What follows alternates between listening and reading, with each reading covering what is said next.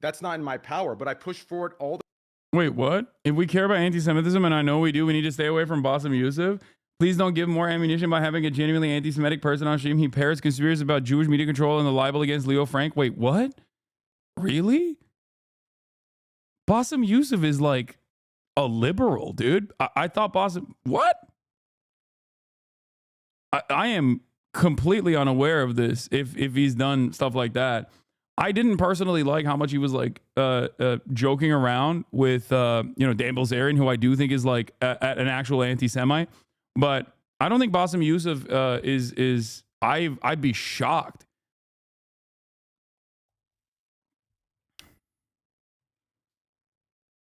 Yeah, I think like the shit that he does, the shit that he on Theo Von, he talked about Jews owning the media, and then on Twitter about Leo Frank stuff. Wait, what the fuck? I did not know this at all, chatter. Holy shit. He retweeted one thing that was bad. What is this? After a Leo Frank rant that recycled anti-Semitic tropes and sounded almost like Candace Owens, who's gone deep into the anti-Semitic territory. I hope that Mehdi Hassan is to remove Bassem Youssef from a list of affiliated contributors. What is this? Tomorrow marks 109 years since Leo Frank was lynched by a hate-filled mob in Georgia. Wait, what?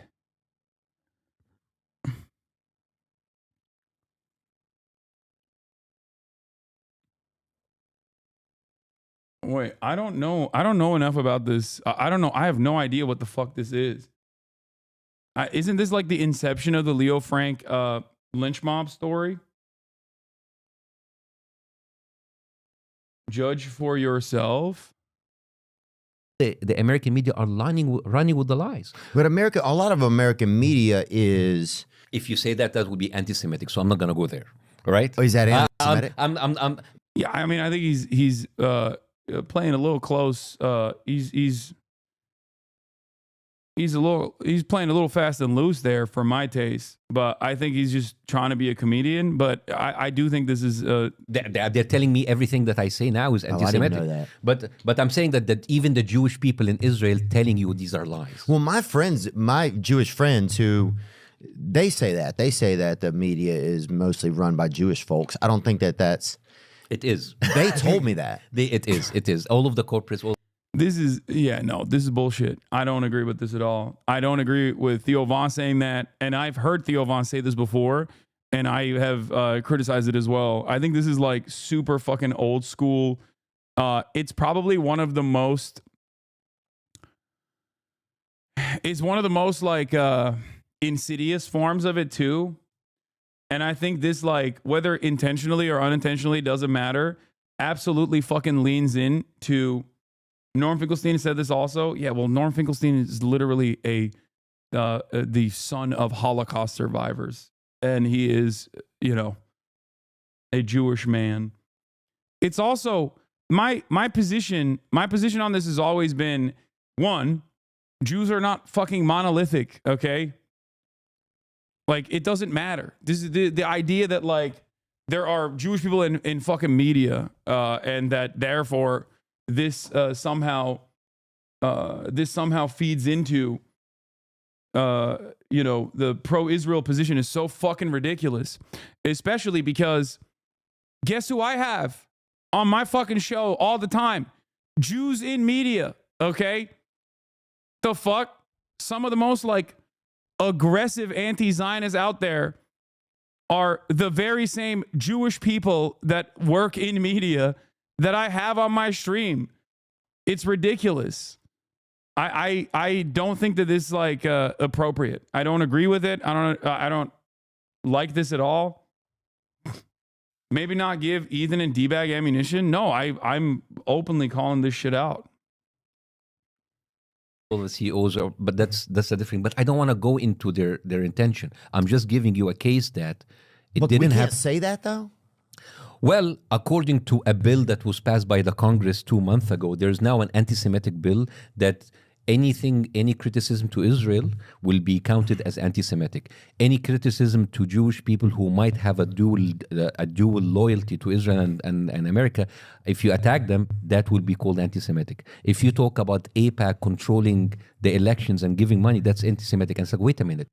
Yeah, this is way too fucking close to like, it's way too close to the fucking you know, it's just like he's talking about dual loyalty and shit. Like this is not something that I've ever personally agreed with.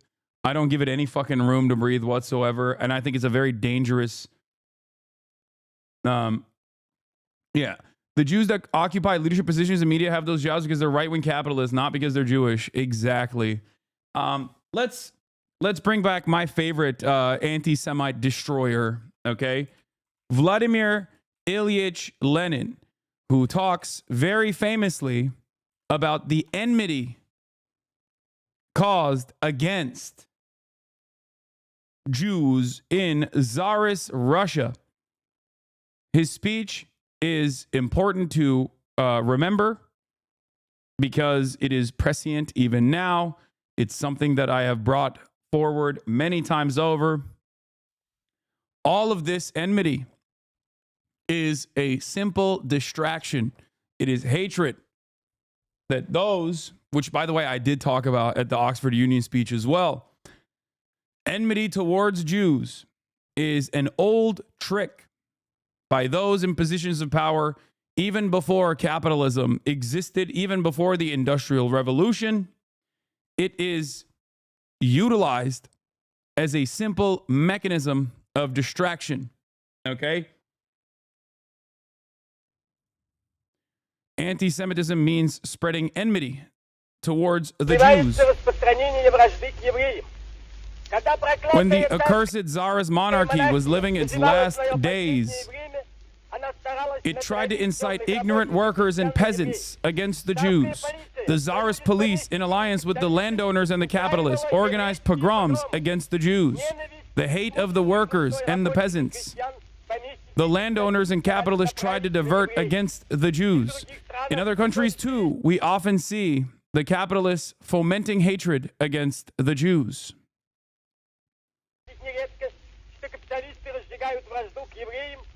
In order to blind the workers, to divert their attention from the real enemy of the working people, capital.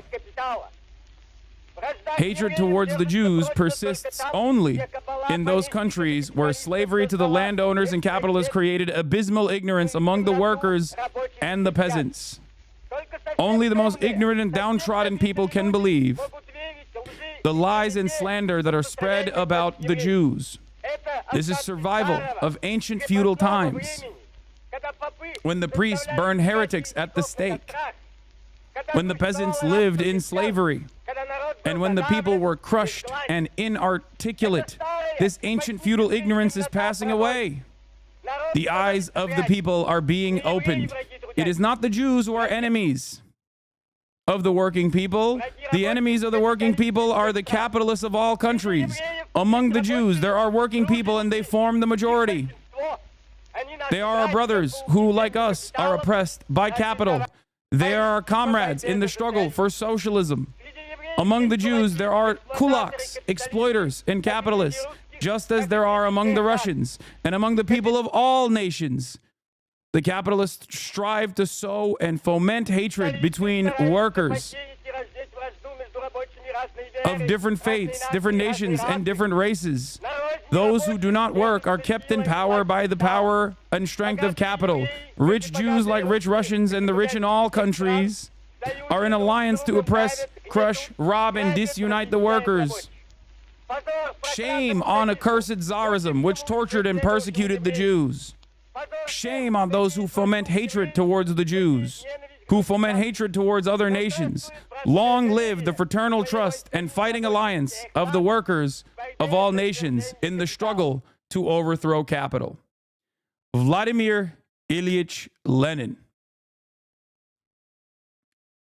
There is perhaps no more concise and prescient statement on the unnecessary division that is very successfully created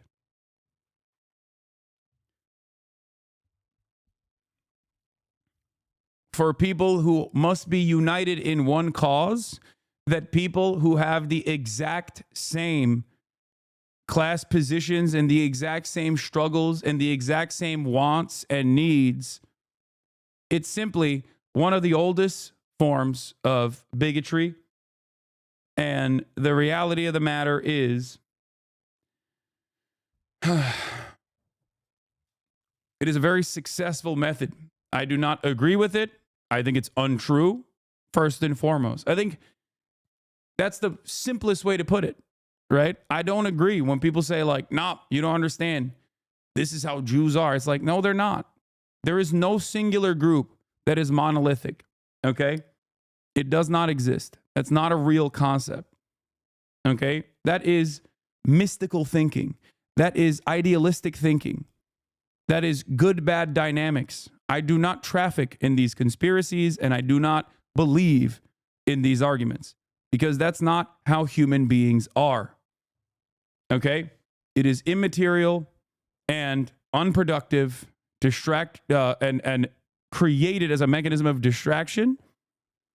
And I think a lot of people fall into these fallacies because of their liberalism. Okay? Liberalism causes people to think in good, bad dynamics. Okay?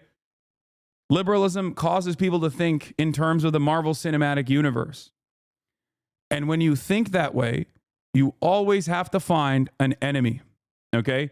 Someone has to be doing things, pulling the strings, because you refuse to see that those who are openly pulling the strings in broad daylight and engaging in class collaboration are those in positions of power, the capital owners, a consortium, a network of capital owners who are in positions of power all around the globe, regardless of their background. And they do this because they've designed society in a way that suits the profit motive. They do this in a way to ensure that they still end up reinforcing the structures that bind us. Okay? Let's see what Noam Chomsky had to say about this. A little bit different. For one thing, there's two questions. There's a number of questions to ask about the book, I'm sure. Lenin died 25 before Israel. We live in a different world today. It don't matter. If you think Lenin's analysis in that regard is not applicable, when in fact the time when he was alive was infinitely more susceptible to anti-Semitic ways of thinking. He's talking about World War I with respect to capital owners causing division amongst nations. So even if you were to talk about this from the framework of Israel alone, right? Lenin would understand that there are workers who are also united in their class struggle against capitalists, even in a nation state such as Israel.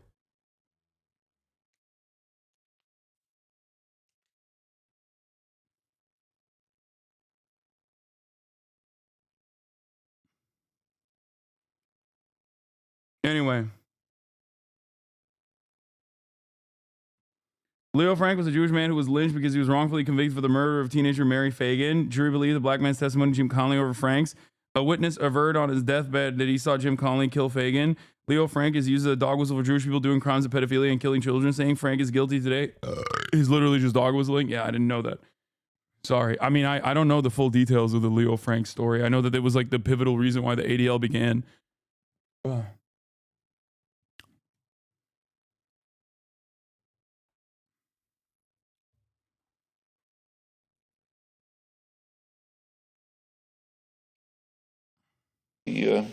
One thing has to do with the quality of their claims.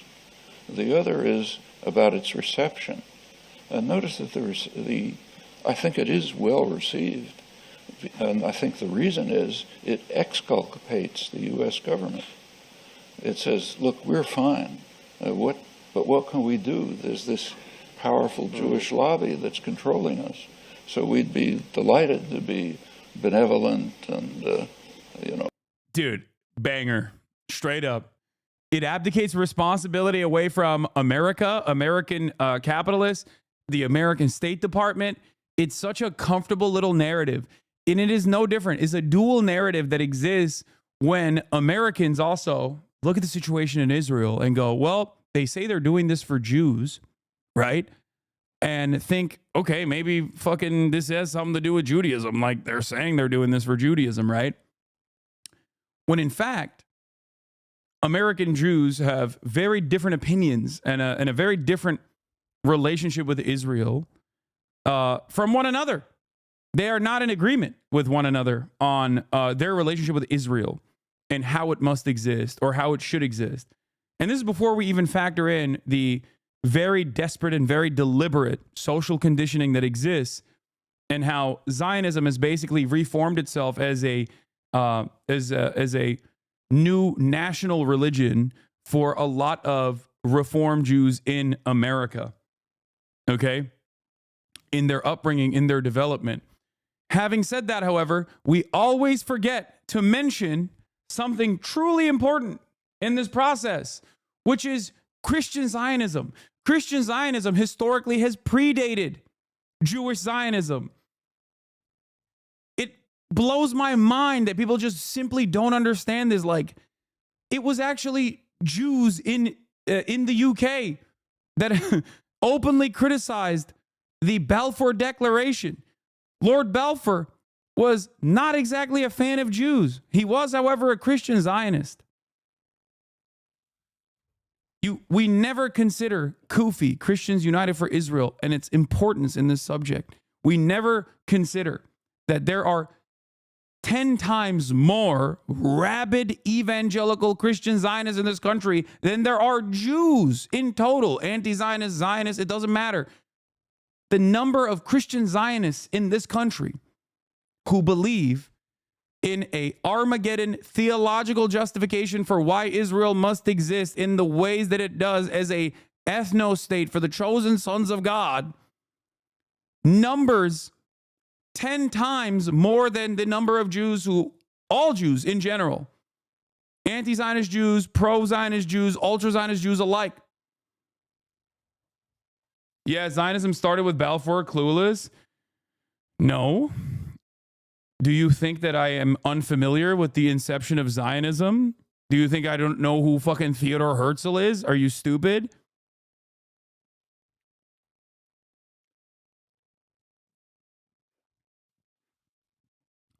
I'm just saying that Theodor Herzl, despite being secular himself, had to make as many different arguments as he possibly could to justify this to an audience of global Jewish community, to an audience of Jews who did not like the argument at all originally. Edwin Montague was the only Jewish minister at the time who was very critical of the the Balfour Declaration.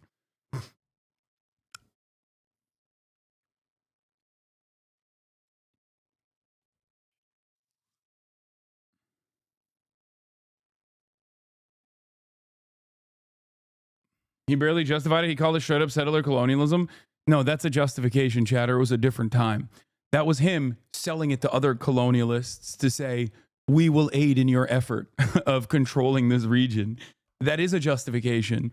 We just look back at it now. That's the reason why the early JNF, like Jewish National Funds and whatnot, were openly considered colonial funds. Like they knew that what they were doing was settler colonialism, and that's how they were trying to present it to non-Jews who were also involved in this process, who also were like, no, this is great. Theodor Herzl originally went to the Ottoman Empire and was like, give me Palestine. The Ottoman Empire was like, no. No thanks.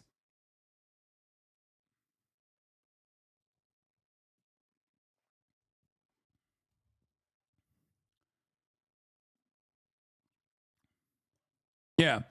Herzl famously rode the Cecil roads. You are being invited to help make history, Herzl rode the roads. It doesn't involve Africa, but a piece of Asia Minor. Not Englishmen, but Jews. How then do I happen to turn to you, since this is an out-of-the-way matter for you? How indeed? Because it is something colonial. You, Mr. Rhodes, are a visionary politician or a practical visionary. I want you to put the stamp of your authority on the Zionist plan and to make the following declaration to a few people who swear by you. I, Rhodes, have examined this plan and found it correct and practicable. It is a plan full of culture, excellent for the group of people for whom it is directly designed, and quite good for England, for Greater Britain.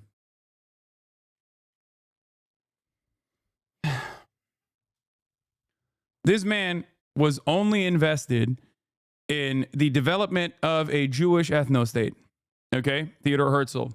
And there were, he was far from the most aggressive at the time. I would say Jabotinsky was far worse in his commentary and his rhetoric and his open declarations and allegiances with fascism. But Theodor Herzl, seen as the, godfather of Israel,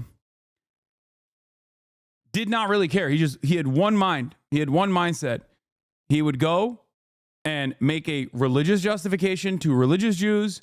He would go and make a secular justification to secular Jews. He would go and make a colonialist justification to colonialist non-Jews. It didn't matter. Do you understand? It was more so just, I really want this. I really want this bad. But let's get back to Noam Chomsky. Yeah, even a socialist justification. That's the other part. Labor Zionism.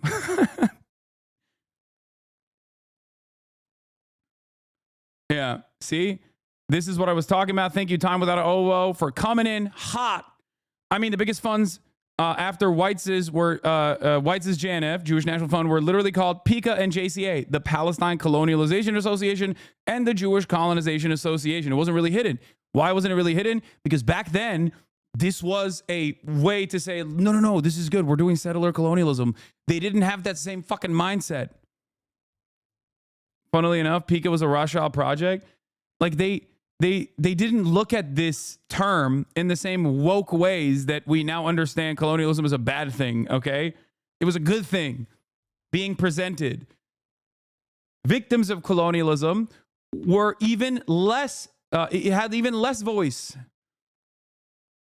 They barely have a voice now. There was a positive association with the term, not a negative one.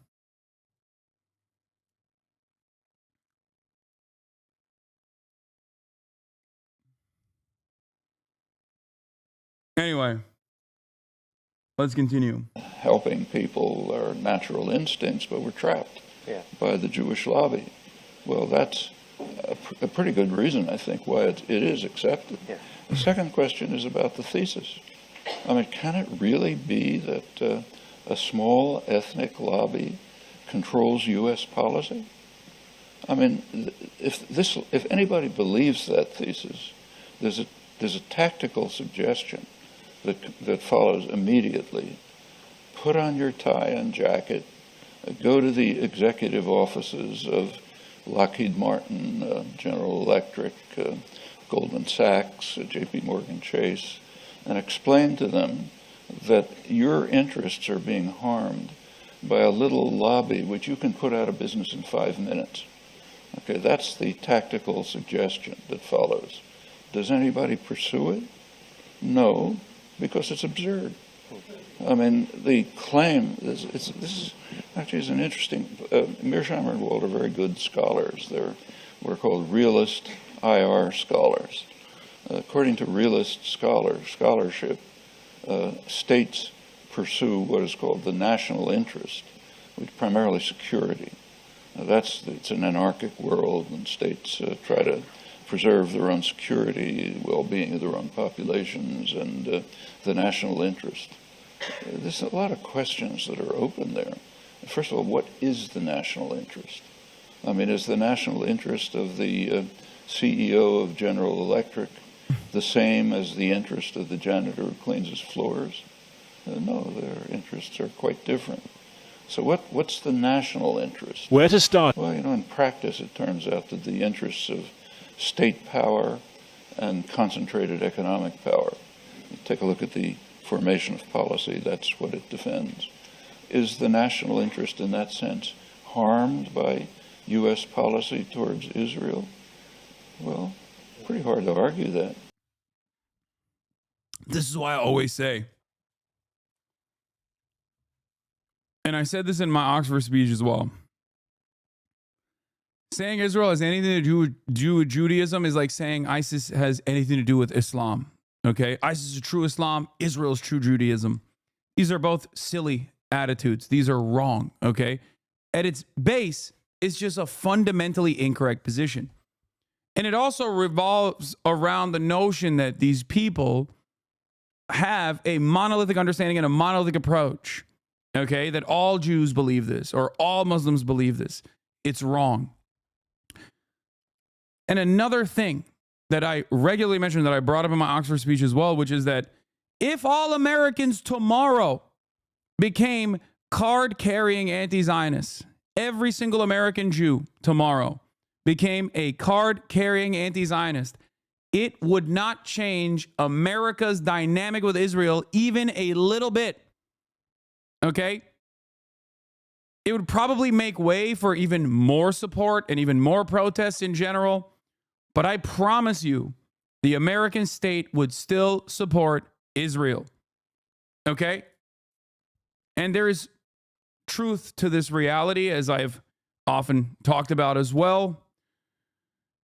J Street did a poll on American Jews, finding that 70% of American Jews believe in refusing offensive weapons to Israel, denying weapon shipments to Israel in an effort to get them to agree to the ceasefire conditions. 70%. Has that changed Biden's calculation? Since that fucking poll came out, Biden gave another $600 million to Israel. He hugged and kissed Isarel Herzog, the president of Israel. Or is his name Isarel Herzog? Sorry. Is it, what was it? It is, right? Or am I fucking up his name? I forget. What's the name of the president of Israel? Isaac Herzog, not Isarel Herzog. Sorry. Thank you. He hugged and kissed him. Okay? Tim Apple. A Tim Apple moment. And, you know, this is important for people to comprehend, I think. At its most basic, simple truth, it's just a falsehood. And I'm never going to fucking tell you a lie. I'm never going to tell you something I don't believe. It's not like, I'm secretly ashamed of like the real truths about anti-Semitism. That's like what anti-Semites always act like. The criticism of Israel must be anti-Semitic in nature. It has to be, right? And that people who criticize Israel are actually secretly anti-Semitic themselves, but are hiding the truth because they're scared, because they don't want people to see the reality. They, they don't want to get canceled or whatever, right? And that's just not the truth. I just don't believe it. And I think it's ridiculous. You know? I think it's fucking ridiculous. The Bassem Youssef clip was clip chimped if you were interested. Yeah, well, I'll look more into it. You have a responsibility to make a distinction between your opposition to that state and your opposition to that individual person, just like you have a responsibility, no matter how you feel about the People's Republic of China, not to take out your animosity towards the People's Republic of China on a Chinese American person. But the problem, it seems to me, that we have in fighting against people who conflate Israel and Jews and therefore take out their anger against Israel on Jews is that we're trying to ask them to make a distinction between Israel as a state and Jews as a group of people. But the organized American Jewish community is not making that distinction ourselves so often, right? So you find that the Jewish organizations are often saying something along the lines of that being a Zionist or supporting Israel is inherent in being Jewish, right? First of all, just that statement really doesn't make any sense. It doesn't. And not only does it not make sense, this is Peter Beinart, by the way, who also had his own very public evolution in broad daylight, going from a liberal Zionist to an anti-Zionist over the years. And I think he's a very valuable voice in this. But he's now going to basically spell out exactly what I've been saying over and over again, that Israel associating itself with Judaism and using it cynically as a fucking shield whenever there's like worthy criticism against Israel is unironically making people more anti-Semitic. I guess, like, as a Muslim living in the United States of America whose name is Hassan, regardless of how white I am, I recognize how dangerous of a prospect this is. because of the ways that the understanding of Islam has been bastardized. The understanding of Islam has been falsely presented as ISIS. All Muslims are jihadists. All Muslims are religious fundamentalists. Like, I know what that's like when an entire group of people are cast with this violent brush. So seeing Israel do it to itself is strange. And I think it's short-sighted. I think Israel doing this as a cynical mechanism, like a cynical shield to deploy, is so short-sighted because this dangerous conflation causes people to be more anti-Semitic. What are these guys? What is the goal here? Like, you keep spamming the fucking silly-ass Israeli flag in the chat. Like, what? Okay. Sick. Is it to say, like, oh, Hassan is banning the Israeli flag in his chat in a conversation about how dangerous it is to conflate anti-Semitism and anti-Zionism, or how dangerous it is to conflate Israel's actions with Judaism? Is that what it is? Oh, you got it, man. And then you got banned. Oh, how anti-Semitic is Hassan's chat? Oh my God, so brave.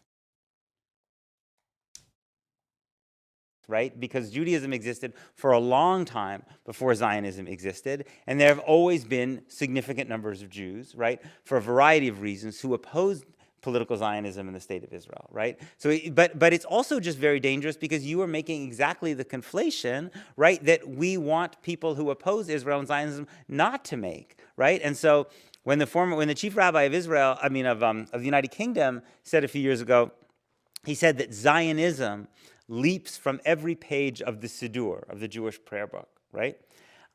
Again, it's a very strange statement given that we've had prayer books since long, long before, Herzl and Pinsker came along in the late 19th century. But then why shouldn't someone write Free Palestine on a Jewish prayer book? You've basically just said it's the equivalent of a political pamphlet for the state of Israel, right? And that's a very, very dangerous thing to do. Yeah.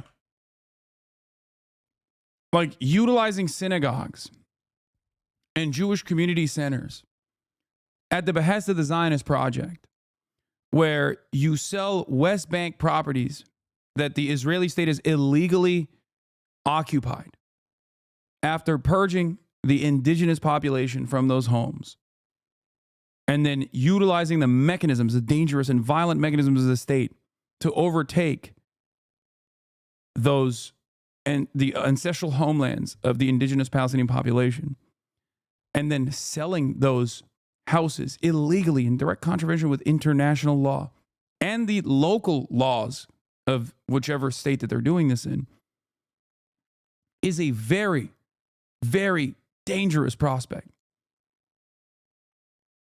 You are smearing Western Jews with this fascist brush. Scary stuff.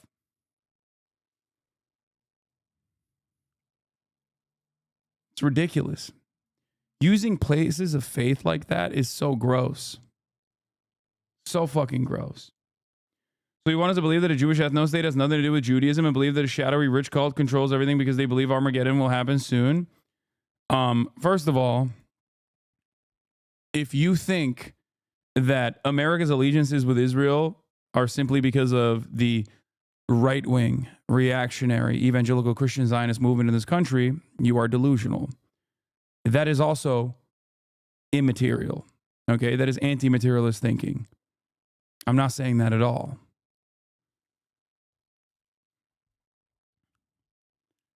What I'm simply stating is, I don't know where you live, chatter. Perhaps you live in the United States of America.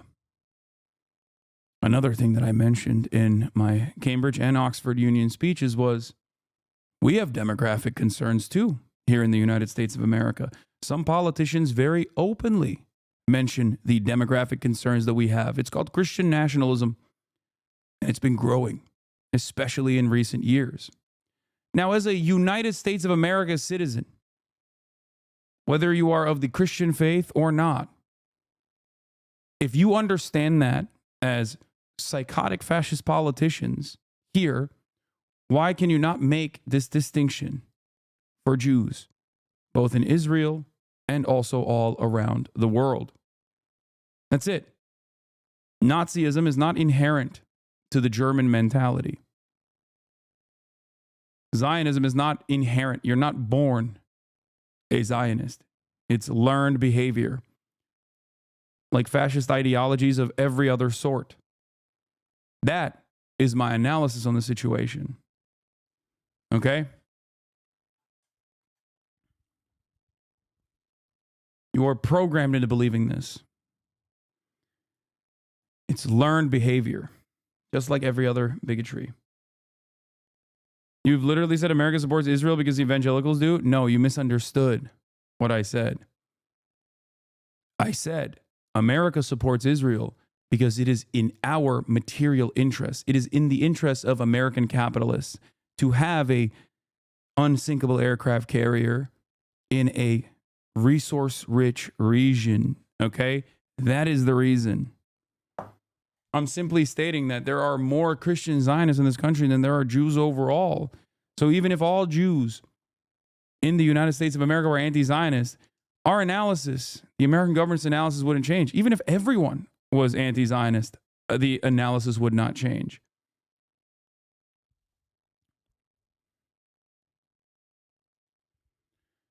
But outside of that, the reason why I talk about the evangelical Christian Zionism movement in this country is because they have genuine outsized political power, so much so that they can make the Republican Party, by way of the Federalist Society, undermine the democratic wishes of Americans. We saw this with abortion.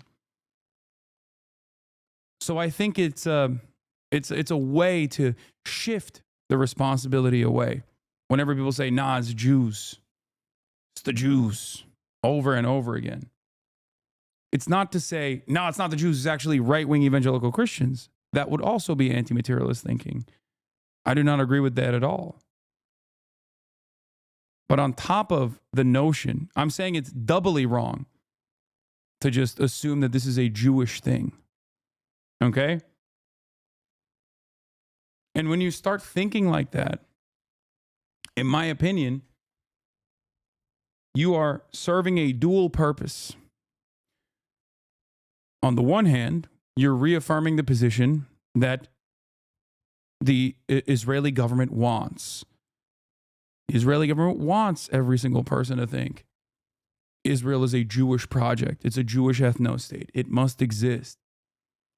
And the other purpose you serve is to reinstill the nascent, underlying, unexamined anti-Semitism that already exists. Zionists in Israel want this.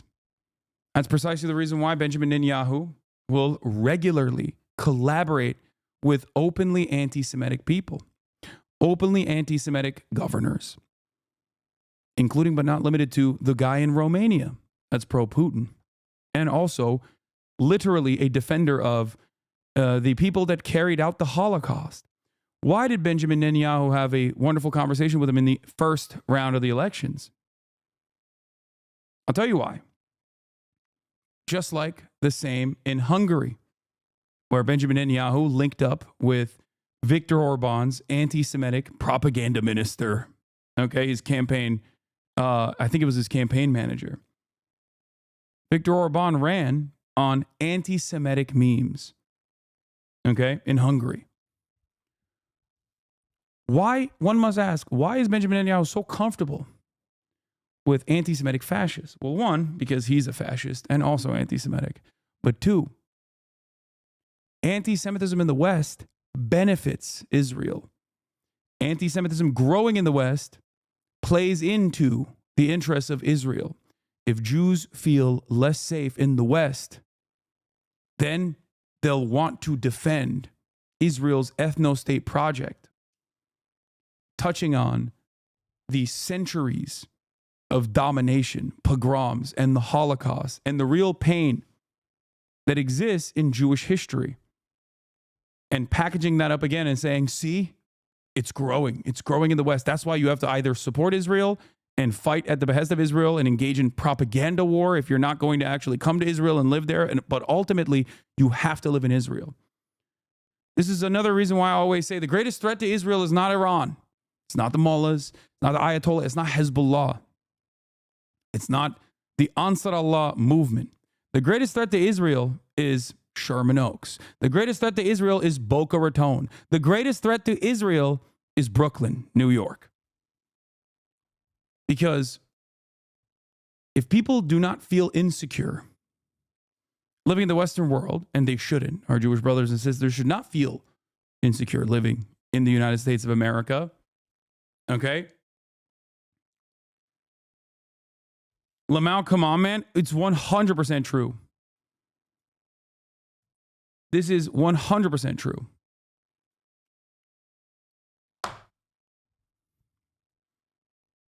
This is why I despise when Joe Biden said that no Jew would be safe in the United States of America or anywhere around the world if Israel didn't exist. To me, that's an abdication of your responsibility as the president of the United States of America, a country that has almost the same number of Jews, Jewish Americans, living in it as Israel. It's a ridiculous statement to say. The fuck do you mean? No Jew would be safe. Is that a threat? What are you talking about?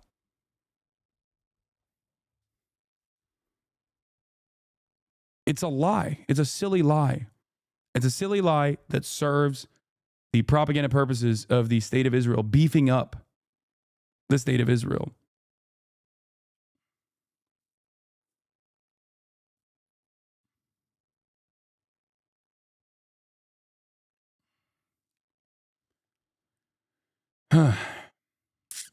How can you separate Israel from Judaism as a Palestinian? All I see is Jewish ethno state promoting Israel as the safest place for Jews, ethnically cleansing people to bring in Jewish settlers, annexing Jerusalem and West Bank to control the alleged Jewish temple, a government using the Torah to justify their genocide. How can anyone separate that from one another? Yes. I mean, I understand why Palestinians and people that live in the region develop this attitude. Norm Finkelstein talked about this with the Ansar Allah movement. The Ansar Allah movement on its banner has a statement that says, curse the Jews. Okay? It's completely unacceptable. It's ridiculous. Right? It's violent. Violently anti-Semitic. But what does Norm say? In the eyes of everyone in the region, since 1948, this has always been, like Jewishness has always been falsely associated with the state of Israel. And people understandably see it as a violent, expansionist, settler colonial state. So that is the association, the false association that they make. Just because victims, like the Palestinians, make that said false association doesn't mean it is correct. That's it. It's that simple. If you're Palestinian, especially if you're of a Muslim background, you hear these false associations made about Muslims in the Western world with ISIS. Do you agree with those false associations? The only difference in this situation is that anti-Semitism is institutionally protected, right? People, it's not considered appropriate institutionally, right? Whereas Islamophobia serves the interests of the American State Department and the war on terror. So on the one hand, both are false smears, but one actually is seen as a weapon to wield against the entire Muslim population around the globe. The other is seen as a shield to defend the interests of the Israeli state. But they're still untrue. Do you see what I'm saying? The only difference, however, is that both of these are real bigotries. One is seen as a bigotry, the other one is not.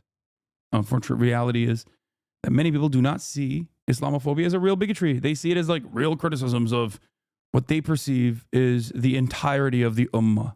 Okay?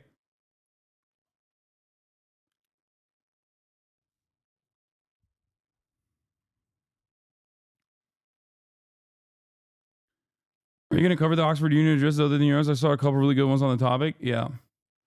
Maybe.